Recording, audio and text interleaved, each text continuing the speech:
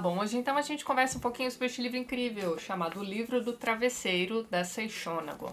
Este livro foi escrito entre o final do século X e o comecinho do século XI, e a autora do livro, a Seishonagon, era na verdade uma dama de companhia, ou dama da corte, como preferir. Então, ela era uma dama a serviço da esposa do imperador da época. Vamos começar este vídeo já pedindo desculpa pela minha pronúncia dos nomes japoneses. Enfim, o nome do imperador da época era Ichijo ou Ichijo, vocês estão vendo aí na tela. Então, ele era o imperador. Sua esposa, né, sua consorte, era uma moça chamada Sadako, também conhecida como Teishi. E ela vinha provavelmente da família mais influente do Japão naquela época, né, os Fujiwara. Muito bem, Seishonagon, a autora do livro, era uma de suas damas de companhia.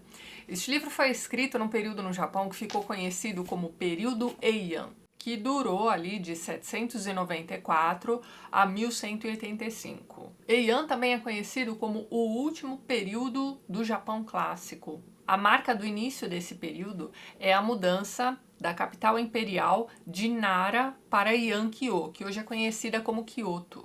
Essa mudança aconteceu principalmente por questões geográficas, questões de clima também. Se você for ver bem, essa mudança na verdade tinha muito mais a ver com o gosto do imperador da época, mas tá. Talvez o detalhe mais importante a respeito dessa época, né, para quem pega o livro do Travesseiro para ler, é saber que naquele período a China tinha forte influência sobre o Japão, principalmente influência cultural e religiosa. Então, por exemplo, o budismo nessa época estava bastante espalhado já pelo Japão, principalmente as seitas que surgiram na China.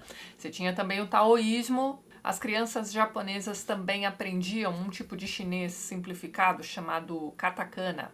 O katakana funcionava mais ou menos como uma segunda língua no Japão daquela época. E as artes no período Heian também estão em alta. Você tem uma questão da valorização da beleza, enfim, tudo isso você vai encontrar aqui neste livro também. Agora, pensando um pouquinho na política da época, a Casa Imperial do Japão já não era mais a mesma no período Heian.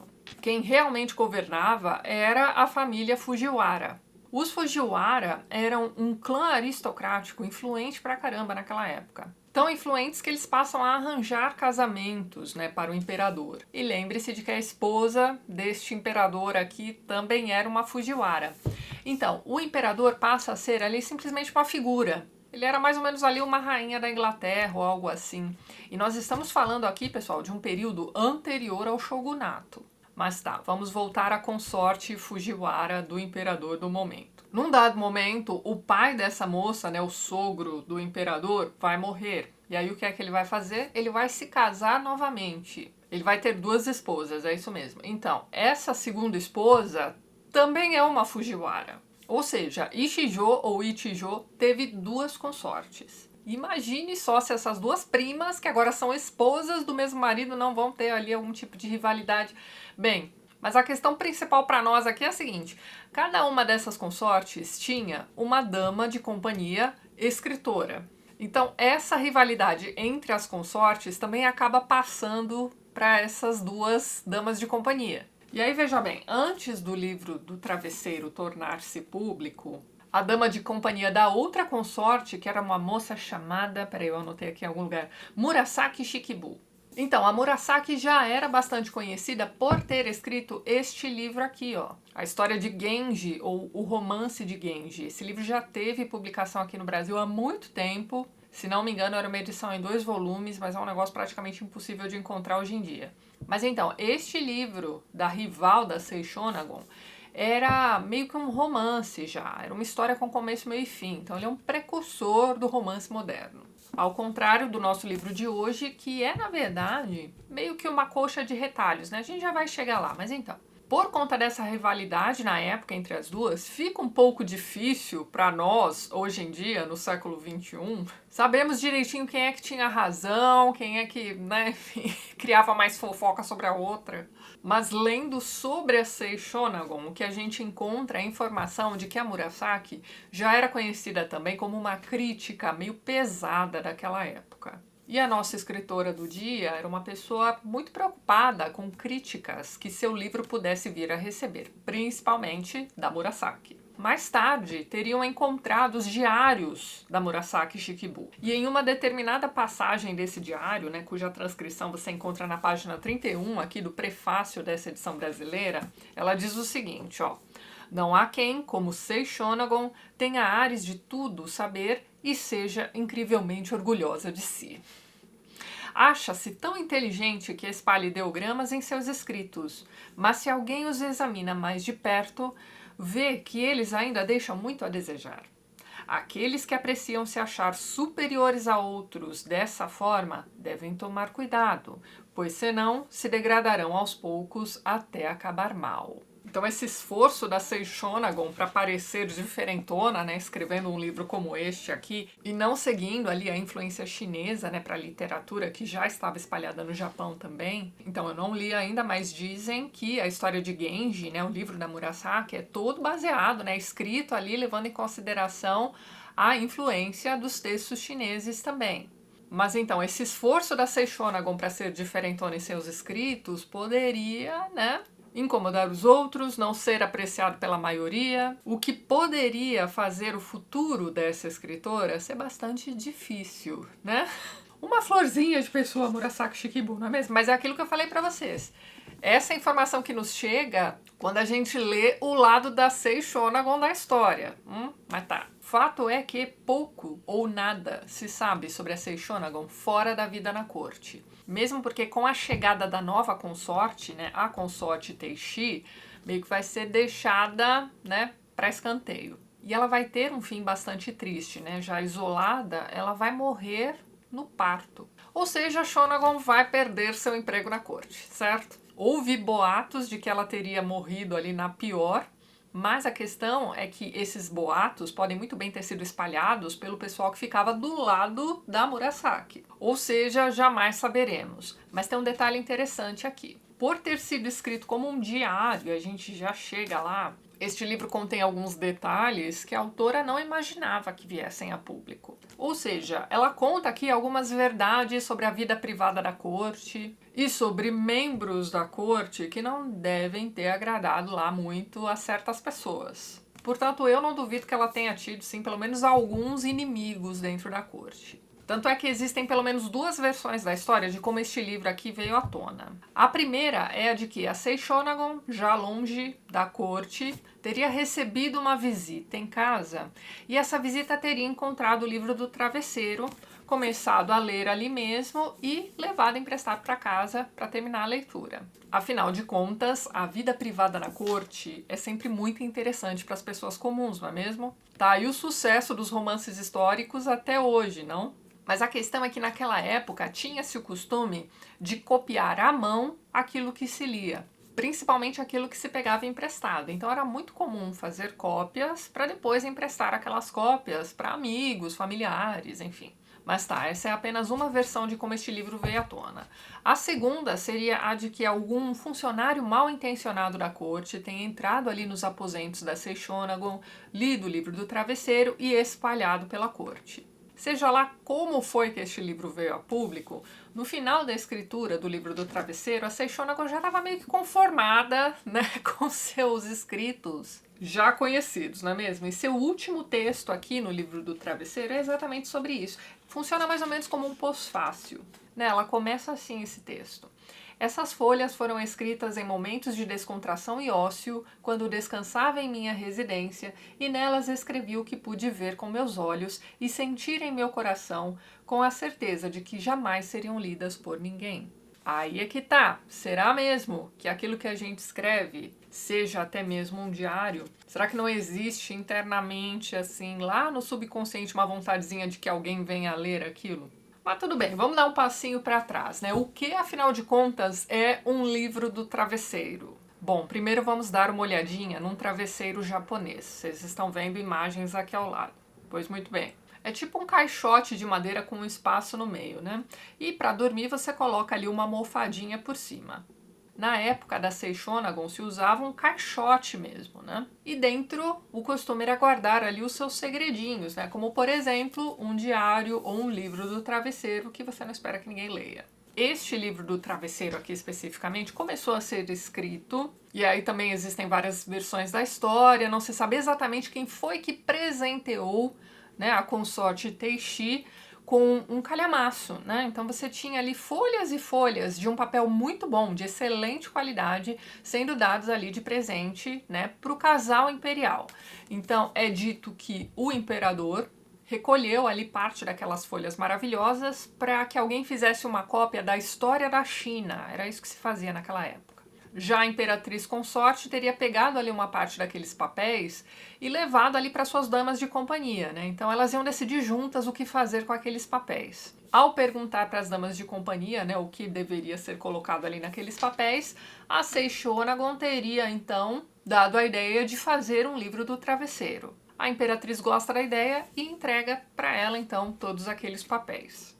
Mas veja bem, não é como se a imperatriz tivesse repassado um presente que ela ganhou de alguém, talvez do próprio irmão, né? Tem várias versões da história, como eu disse para vocês. Mas então, a questão aqui é que ter uma boa caligrafia, escrever poemas, fazer cópias de textos e tudo mais, era uma das funções da Seishonagon. E é mais ou menos isso que você vai encontrar aqui. Então, em cada uma daquelas folhas que a imperatriz lhe entregou, ela foi fazendo as anotações ali conforme lhe apeteciam.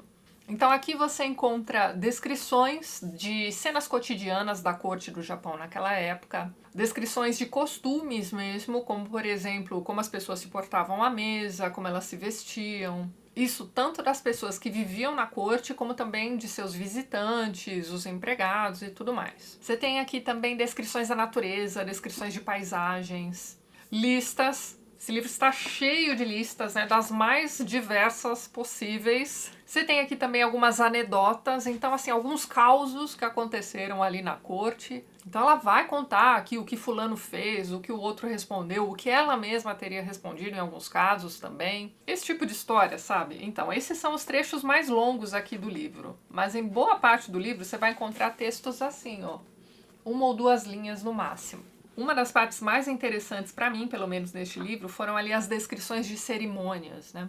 Então ela descreve as pessoas que participam da cerimônia, as vestimentas, o que é feito durante a cerimônia. Então, no fim das contas, este livro aqui acabou se tornando um registro daquela época, né? Um registro histórico muito valioso.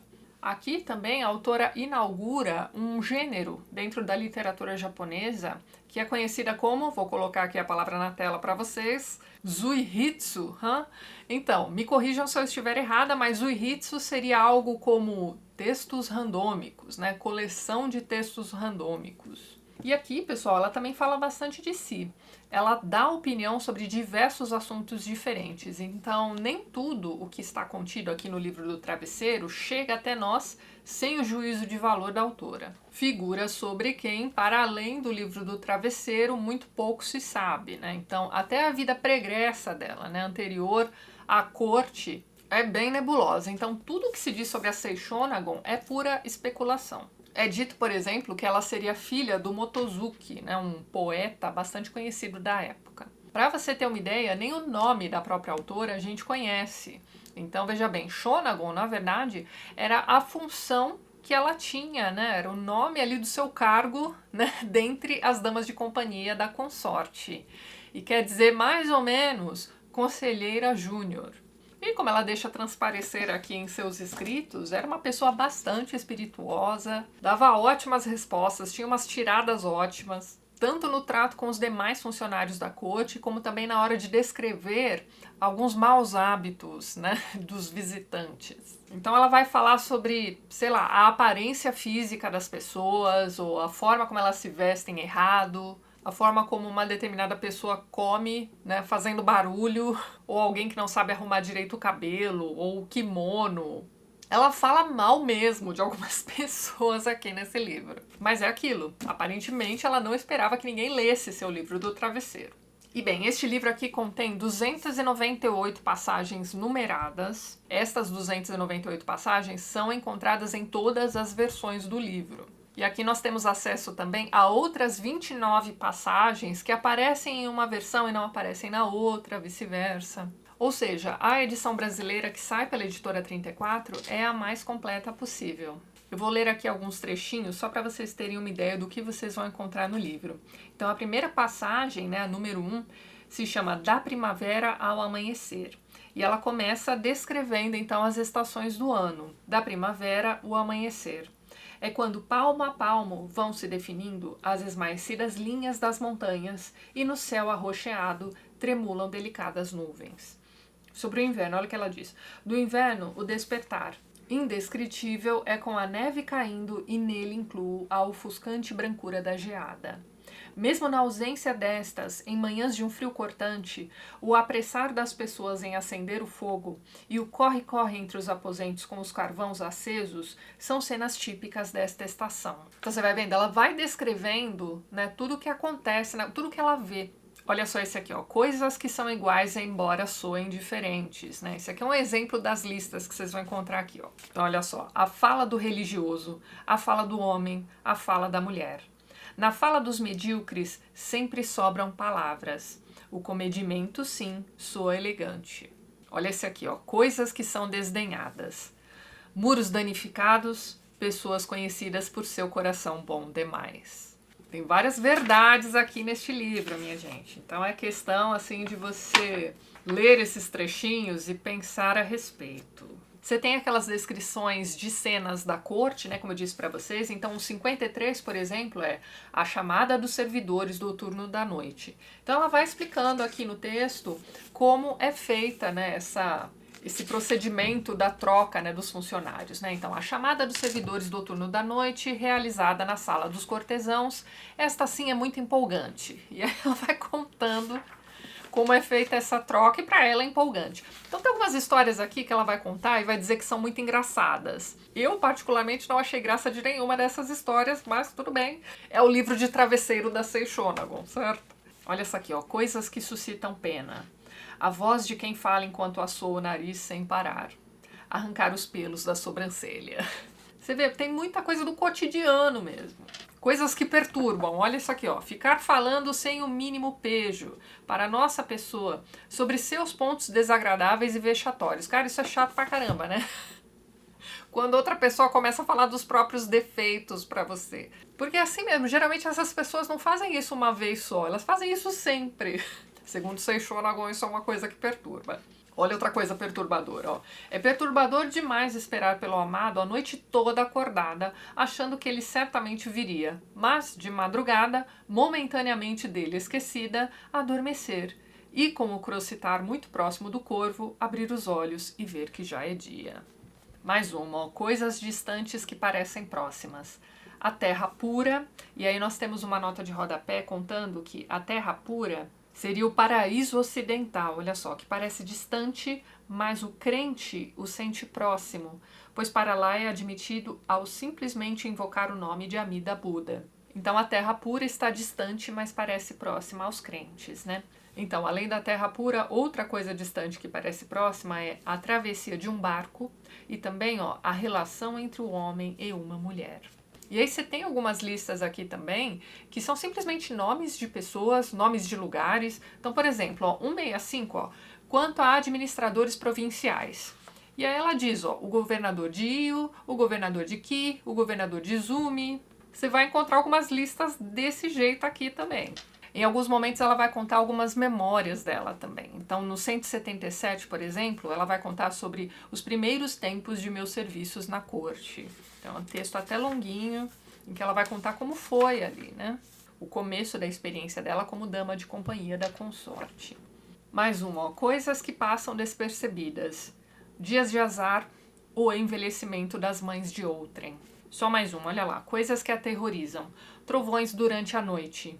Um ladrão que entra numa casa vizinha. Quando vem assaltar nossa própria casa, perdemos a noção de tudo, pois somos tomados pelo pânico. Um incêndio nas proximidades também é apavorante. Então tá, espero ter dado aqui um gostinho dos textos que vocês vão encontrar aqui neste livro. Essa edição aqui também conta ali no finalzinho com um glossário muito bom. Você tem também ali uma cronologia. Você tem aqui também uma introdução excelente escrita por, já vou dizer os nomes aqui para vocês. A introdução foi feita pela Geni Wakizaka e pela Madalena Hashimoto Cordaro. As duas, inclusive, também fizeram parte do grupo de tradutores desta obra. A tradução deste livro aqui, pessoal, salvo engano, levou mais de uma década para ser finalizada. É um livro que causa assim, um certo estranhamento no começo da leitura, né? Nós não estamos acostumados a ler livros desse tipo. De novo, né, volto a lembrá-los de que isso aqui foi escrito entre o final do século X e o começo do século XI. Mas logo nas primeiras entradas você já vai se acostumando aqui com o estilo. Eu achei interessantíssimo, gente. E por se tratar de um livro de fragmentos, né, textos mais curtos, intercalados com textos um pouco mais longos, é um livro que não exige leitura linear. Então você pode muito bem, né, abrir aleatoriamente, ali ler um textinho por dia. E o gostoso de ter um livro desse aqui por perto é que a Seishonagon não ficava simplesmente reclamando da vida o tempo todo, né? De vez em quando ela vai reclamar aqui de algumas pessoas, de alguns maus hábitos, mas ela não passa muito tempo reclamando da vida, não. Ela também escrevia sobre as pequenas coisas da vida que nos trazem alegria. Ela também tinha um olhar bem sensível para a natureza, para o cotidiano, para os detalhes que passam despercebidos pela maioria. Mas é aquilo, eu não achei graça dos causos engraçados que ela vai contar aqui no meio. Os tempos eram outros, não é mesmo? Enfim, pessoal, baita leitura interessante. Não é à toa que pessoas como o Borges e o Octávio Paz gostavam pra caramba do livro do Travesseiro. Reforço aqui a recomendação. Vou deixar o link para onde vocês podem encontrar o livro na descrição do vídeo e também vou deixar um link para um episódio sensacional do podcast do pessoal da Japan House São Paulo. Nesse episódio que eu vou deixar linkado na descrição, eles comentam exatamente sobre este livro aqui e é um episódio imperdível. Então é isso, pessoal. Antes de encerrar este vídeo, gostaria de mais uma vez agradecer a todos os apoiadores do canal. Vocês estão vendo os nomes de todos eles aqui ao lado. Na descrição do vídeo você também encontra os links para os perfis literários do pessoal que apoia o TLT e que também produz conteúdo sobre livros aqui no YouTube e no Instagram também. Caso você também queira se tornar um apoiador do canal, dê uma olhadinha no primeiro link que eu vou deixar na descrição do vídeo. E é isso então. A gente se vê nos próximos vídeos do canal. Um beijo grande e até mais!